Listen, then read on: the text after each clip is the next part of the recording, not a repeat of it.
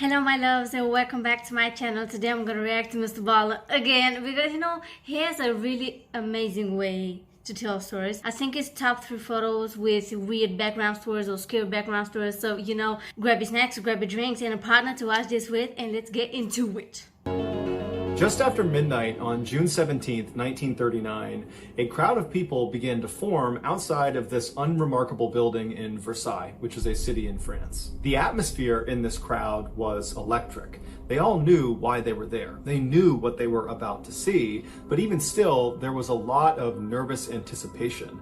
And so as such, some people were coping with these nerves by drinking alcohol and trying to laugh and have a good time, while others were much more subdued and were trying to be respectful about what they were about to witness. Between 1 and 2 a.m., the doors of this unremarkable building opened up, and a group of men dressed in the same dark uniforms came out and didn't say a word to the crowd, and the crowd immediately went silent and began to back away from them.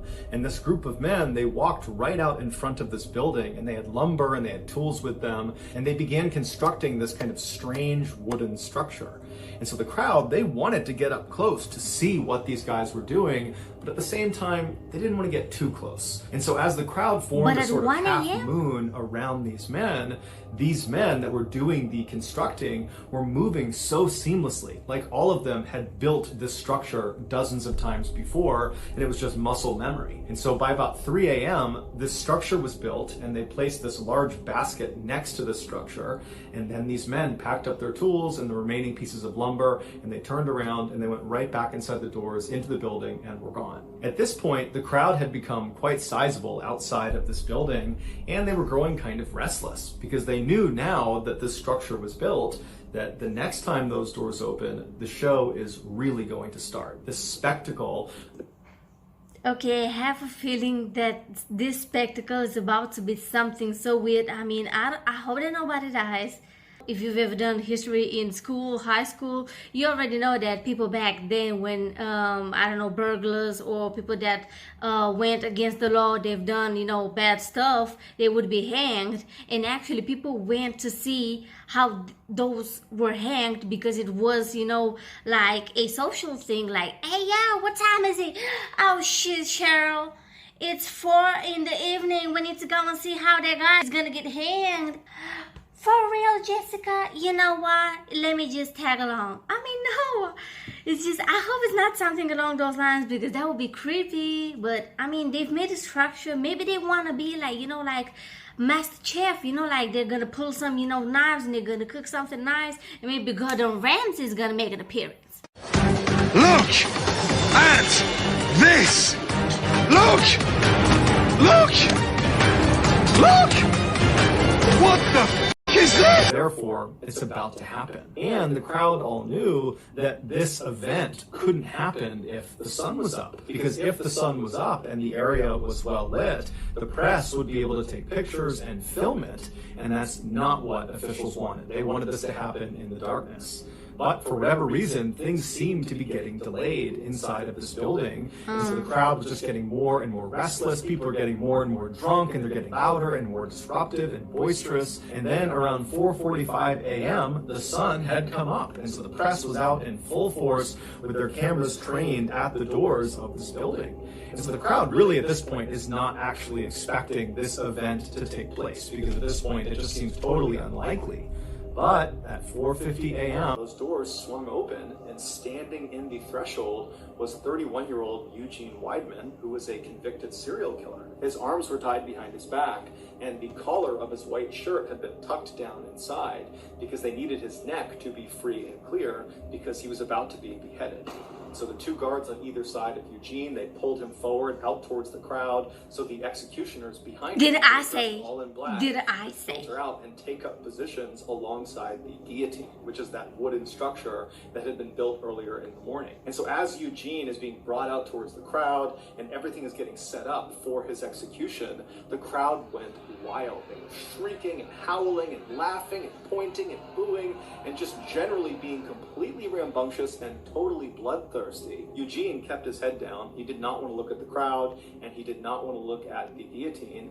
And so eventually the two guards turned him and walked him directly towards the base of the guillotine, at which point the executioners that had taken up their positions around this device, they grabbed him and slid him forward so he was on his stomach on top of this wooden platform, the guillotine, and they slid him forward until his head poked through this opening at the very far end, at which point his neck was positioned right under this huge blade that was dangling right above him, and his head was positioned over a metal bucket on the ground, which he would be looking directly at. At this point, the crowd was at a fever pitch, and one of the executioners pulled a lever, the blade came soaring down, and it removed his head fell into the bin, and the executioners pushed his torso into the basket that had been placed out there earlier, and then the executioners and the prison guards, they gathered up Eugene's body parts and went right back inside of the building, which was a prison. At this point, the crowd was cheering and going wild, and they ran up and began dabbing their scarves and their handkerchiefs in Eugene's blood, which was on the ground, as a sort of souvenir from having been at this execution. And of course, because the sun had been out for this entire spectacle,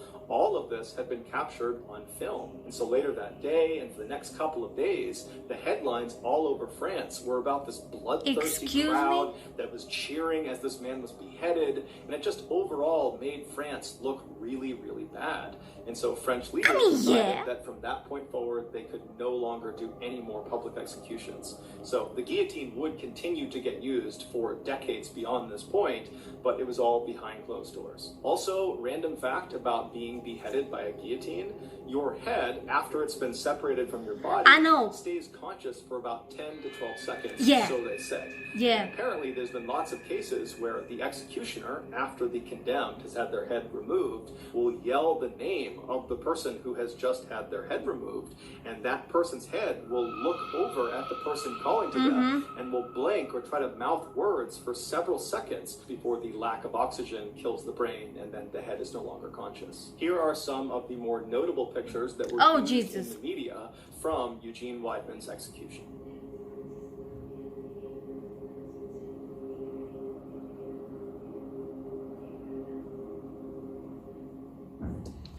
How in the hell do people even do this? I mean, is it okay to just go to some place, just be there and say, oh my God, I have like this handkerchief in here, or maybe dab it in some blood, and then go home and be like, hey babies, your mommy's home.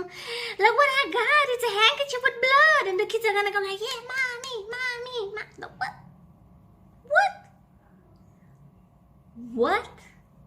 That was wild. In the early 1900s, Eben Byers was a man who other people envied. He was born into a very wealthy family in New York City. He attended Yale University in Connecticut, which is a very prestigious Ivy League university, and he was devilishly handsome. After his college graduation, he didn't need a job because his family was so rich, and so instead he focused his time on a passion of his, which was golfing. And in time, he became this world-class golfer, going so far as to win the 1906 U.S. Amateur Tournament, which is the biggest amateur golf tournament in the world that most of the winners go on to become professional golfers. And so Eben most likely would have followed that path and become a pro golfer had his father not just handed over the very successful metalworking business that he started that made his family wealthy in the first place. And so Eben stopped his golf career and became the chairman of this incredibly successful company. And so overnight, he basically went from being just rich to being uber rich, making more money than he could possibly spend. But Eben did attempt to spend his money. He pretty much immediately began buying up luxury properties all over the country. He bought horse racing stables in the United Kingdom and in America, and he bought an entire luxury box at Forbes Field, which is where the Pittsburgh Pirates professional baseball team used to play. And so in addition to owning all these incredible things, Eben also, through his role as chairman of this company, began connecting with and befriending very powerful and influential people like the founders and executives at the Coca-Cola Company. And so all in all, Eben's life was really going quite well until 1927. That year, Eben was 47 years old, and he took some time off from gallivanting around the world and rubbing shoulders with famous people to go catch a football game at his alma mater at Yale University. So he hops on a train, he rides to Connecticut, he watches this game, and then afterwards he gets back on the train to head back to Pittsburgh. And this is a very long ride. It's over 12 hours long. And so Eben naturally bought a first-class ticket. And so he was inside of a train car that had bunk beds for passengers to sleep on during the ride. And so Eben climbed into a top bunk and he fell asleep. A few hours later, after the train is well on its way to Pittsburgh, Eben, in his sleep, manages to roll to the side of the bed and actually falls out of his bed onto the ground. He lands hard on his left side, it wakes him up, and as he stands up, he thinks he's okay, but then he feels this shooting pain in his left arm. So he's moving his arm around, he's not really sure what's wrong with it, but he's hoping it's just some bruising, and so he decides to get back into his bunk and just go back to sleep. And so he manages to fall asleep despite the pain, and then when they roll into the station in Pittsburgh several hours later, he wakes up and right away he feels that pain in his left arm. And so after getting off the train and going back to his house and dropping off his luggage, he went right to his physical therapist's office to ask him if there was anything he could do to help with the pain in his arm. And so the physical therapist examines Eben's shoulder and determines that, there's no structural damage to his arm, but obviously Eben is in pain. And so he says, look, there's a new product that came online that's quite expensive, but since you're a man of means, maybe it's something you want to consider. It's called Radithor, and it's supposed to dull aches and pains, and it's supposed to give you this huge boost of energy. And so, maybe you want to try that. And so Eben was really excited at the notion of taking this new health tonic and said, yeah, let's do it. And so his physical therapist wrote him a prescription for Radithor. Eben took the prescription and he went to the drugstore. He picked up a half-ounce bottle of this liquid. He went back to his house and, as prescribed, he drank a very small spoonful of this liquid. And right away, he felt this surge of energy, the pain in his arm started to fade, all the things this health tonic claimed to be able to do, it was doing. And so over the next couple of days, Eben very diligently every day took the prescribed amount, a very small spoonful of this Radithor, and every day he felt better and better and better. Not just the pain in his arm, but overall he felt happier, he felt fitter, he felt alive. Oh yeah, and he was attributing all those feelings to this miracle tonic. And so he began taking more and more of this tonic, well beyond what was prescribed, to the point where he was drinking 3 full bottles of Radithor every single day. And so for years he did this, and it was all going great until his jaw fell off. Literally, in 1931, one day, his lower... Oh my God, that picture is real. Okay, here go the goosebumps. Here goes the goosebumps. Let me show you this. See this? Oh no. Oh my God, I have seen this picture on the thumbnail and I thought that it was, not real. His jaw. Lower jaw just separated from his skull and went slack. And so the reason this happened was because Radithor was actually just radioactive water. In the early 1900s, oh my God. And people say, you know what? What is this? Yo, did Chernobyl happen? Or what year is this? No, honey, it didn't happen. Just put some radioactive thingies in there. Mix it with some water. Just, make sure you shake it well and that's it. Oh, that's it. Oh, yeah, that's it, honey. Chernobyl is going to happen way into the future. Oh, my God. The fact that, why? I mean, he should have asked. His physician, he should have, oh my God, the radioactive element, radium, was believed to have highly curative properties with no side effects. And so naturally, at the time, dozens of health products were created with radium being their main ingredient. And Radithor was one of those products. It was literally just water and radium. And so after consuming over 1,400 bottles of Radithor over a 3-year period, Eben's body was finally just starting to disintegrate from the inside out. After he had his jaw surgically removed, along with large portions of his upper jaw, the rest of his body also just began to crumble. And so by the end of 1931, when his story was making headlines all around the world about the dangers of Radithor and really more specifically the dangers of radium, Eben had become completely bedridden and his skull was now beginning to disintegrate. There were holes forming all over his skull that were exposing portions of his brain.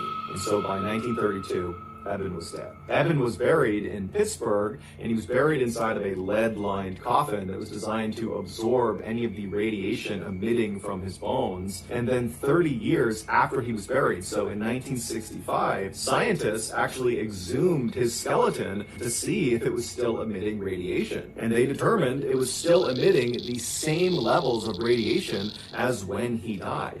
And they actually would ultimately figure out that radium, this radioactive element, has a half-life of 1,600 years. So what that means is Eben's body will remain highly radioactive for centuries. Here is a picture of Eben with his jaw surgically removed. Oh my God, I don't even think that I want to see this picture because, but you know what? I'm gonna do it for y'all. I'm gonna do it. I mean, ooh, I think, okay. You know what? I'm gonna do it because I love y'all. Come on, we can do this. We're bad bitches. What are we? We're bad bitches. It was taken shortly before he passed away. Oh my God. Oh my God. Oh my God. Oh wow, that picture is just burned into my memory. And I can't even take it out. There is still some debate about what exactly happened in this story that I'm about to share with you. And so for transparency, in this video, I am going to rely on the narrative that was presented in court by the defendant.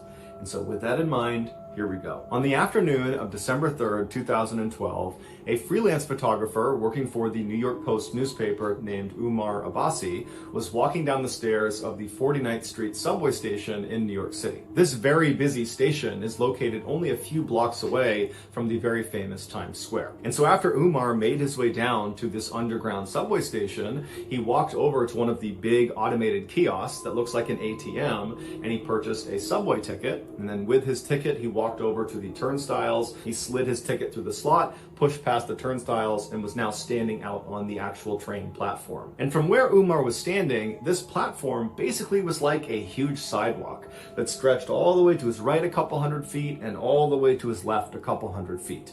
And in front of this platform were the actual tracks down below, because the train, when it came out of the tunnel, it would actually come right up alongside this platform with almost no clearance between the platform and the train. As such, the leading edge of the platform, basically the lip of the train platform that's closest to the train tracks, has this big yellow line painted all across it to keep commuters from standing too close to the edge, because if the train came through, they could actually get hit by the train. And so as Umar is standing on this platform and he's looking left and right, it's totally crowded with people, and they're all kind of tucked back against the wall away from this yellow line.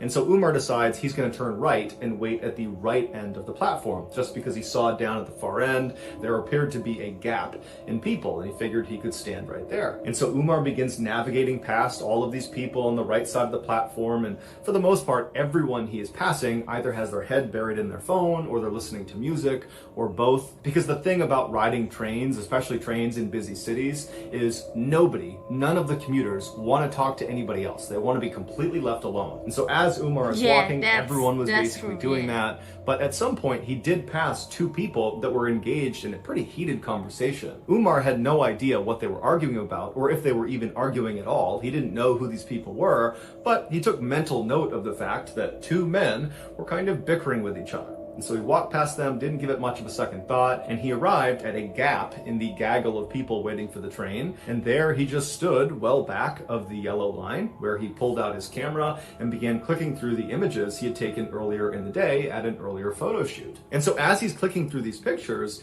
he starts to notice that those two men who had been bickering before are now straight up yelling at each other. They're screaming obscenities at each other. It's not clear who's fighting about what or who is the aggressor, but it's very obvious that at this point they're fighting. And so Umar looked away from his camera and looked left down the platform towards these two guys. And so these two guys are about 100 to 125 feet away from him. And all the people that were standing in the vicinity of these two men are beginning to migrate away from them. They just don't want anything to do with them. Yeah. Because the thing about being in subways, especially in cities like New York, is there's lots of people that go down into these train stations that are inebriated or mentally unstable. And so very strange and bad behavior is just kind of a normal thing. And people tend to just kind of ignore it. And so that's what's happening. People are kind of walking away from these two fighting men, doing their best to pretend it's not happening. And so Umar spent a couple more seconds staring down the platform at these two men, but eventually just shrugged and thought, you know what, whatever problems they have, they're not mine. And so Umar went back to his camera and continued to click through his pictures when all of a sudden he hears a scream coming from the left side of the platform. But it was not a scream that sounded like it came from either of these two men. And so Umar looked up from his camera and looked left down the platform, and now he just sees chaos. It's people running away from these two men. People are running to get away from whatever is happening around them. And so Umar's thinking these men must have come to blows and they're now fighting actively, physically with each other. But when finally the crowd kind of cleared for a second, he saw a woman pointing down at the train tracks right in front of where those two men had been standing. And so Umar looks at the woman and he follows her finger down onto the tracks, and he sees there is now a man, one of the two men who had been fighting, laying face down on the train tracks. And then, to Umar's horror, he looks up down the tunnel where the train would come out of, and he sees the headlights of the train. It is now coming into the station. And so Umar starts running down the platform to try to get to this man to pull him out of the tracks. And as he's running, he pulls out his camera and he turns the flash on and he holds the shutter down and he aims it at the train conductor to hope the flashing of his camera will alert the train conductor to put on the emergency brake and stop the train before he hits this guy down on the tracks. And so as Umar is running, trying to signal this train conductor, the man down on the tracks tries to stand up, and Umar sees he's really struggling to stand. And when he finally gets up, he turns and he grabs the edge of the platform and he tries to pull himself up and out of the tracks, but he doesn't have the strength or the coordination. And as Umar is getting closer and closer, but he's still too far away to help, he sees that this guy down on the tracks is not going to be able to get out of there before the train hits him. And so Umar finally comes to a stop and he watches as this man down on the tracks lets go of the lip of this platform and just turns and faces the train like he knows what's about to happen. And then seconds later, the train, although it did try to stop, impacted this man and killed him instantly. The man's name was Qais Khan, and he was 58 years old. When the police finally showed up, they arrested the other man who Han had been fighting with. He was a 30-year-old named Naeem Davis, and Davis would actually tell police that he had been fighting with Han and he had pushed him onto the tracks, but it was in self-defense. However, that self-defense story didn't stop him from being charged with murder. While Davis sat in jail waiting for his trial, the media and the public at large had already come to the conclusion that Davis was guilty. And this was due in large part to a particular picture. As Umar was running down the platform, holding up his camera, holding the flash down, trying to flag the train conductor to get him to stop, Umar was also taking dozens and dozens of pictures. And those pictures were of Han right before he was struck by the train. And so after Umar ultimately discovered he had taken these pictures, he gave them to his employer, the New York Post newspaper, and the day after the incident, they ran on the front page a picture of Han right before he's about to be killed with the headline, "Doomed." And so once the public saw this picture, nobody could believe that Davis was anything other than a cold-blooded killer for pushing this poor innocent man onto the tracks. But as it would turn out, nearly 5 years later, when Davis did finally get his trial, he was acquitted of all charges because it turned out Han was very drunk and had picked a fight with Davis, and Davis was filmed on more than one occasion on the platform trying to get Han to leave him alone. And so finally, after Han began making death threats and then grabbed Davis's shoulder, Davis turned around and pushed him, and Han, being drunk, stumbled and fell backwards onto the tracks and then was ultimately killed. Here is the infamous photo of Han on the cover of the New York Post newspaper. Oh, Jesus! This was a lot. I mean, to me, what actually really got me was the second story, because he said that he was feeling so well and his body disintegrated 3 years later. Like, literally. He just, as MrBallen said, he died from inside out. I mean, thanks so much for watching. So, give it a big thumbs up, comment down below, and subscribe so you can be a part of this pretty ass family. And so you can be a bad bitch too, and to keep on watching this. Wow, I was not expecting any of this. I mean, the second story got me. Ooh, bye-bye, and I will see you in my next video.